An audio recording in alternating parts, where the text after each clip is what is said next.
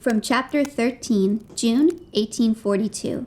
The Academy girls who live at Mrs. Bright's dormitory have assembled for the noonday meal.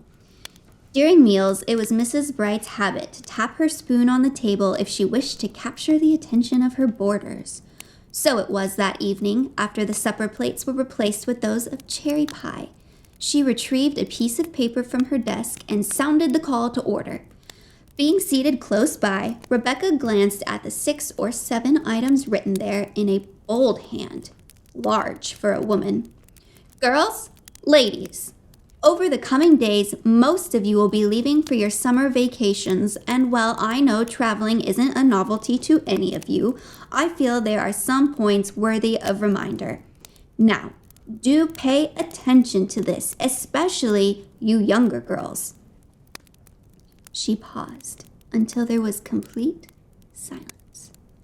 Firstly, whatever the conveyance be, traveling affords an easy display of character and breeding. A true lady will be known at once as genuine or simulated. Therefore, take care at all times to conduct yourselves in a way which reflects well on both our academy and your families. Yes, Mrs. Bright, they responded as if in class. Good, she said.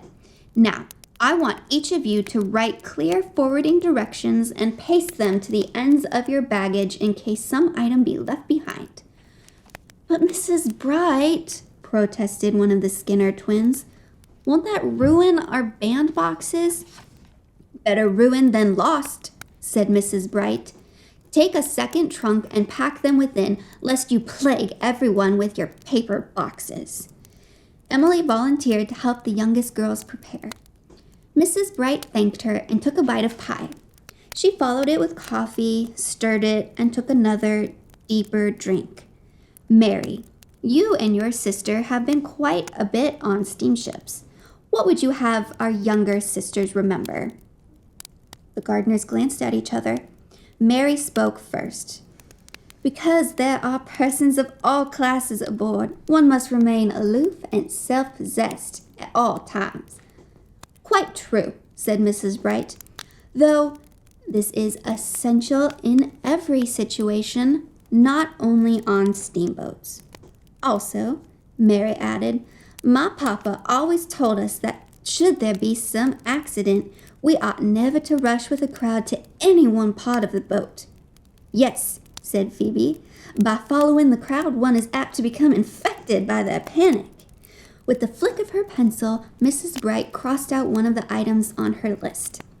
Here's another thing, she said. I believe all of you will be spending at least one night in the ladies' cabin of a steamboat. It is difficult for ladies of refinement to accomplish their toilet among strangers. I suggest you don't completely disrobe. Remove your outer garments, set them close at hand, and loosen your stays. If you sleep thus, should some accident take place, your natural helplessness as ladies will be greatly diminished. Mrs. Bright looked around the table. Do any of you have a last suggestion for these of us less experienced travelers? Rebecca spoke up. There's only one thing I can think of. It was a long way here from Charleston on several different boats. I found that it was preferable to be among the second seating for dinner. That way there was no need to feel hurried or be part of the undignified scrambling for seats at the table.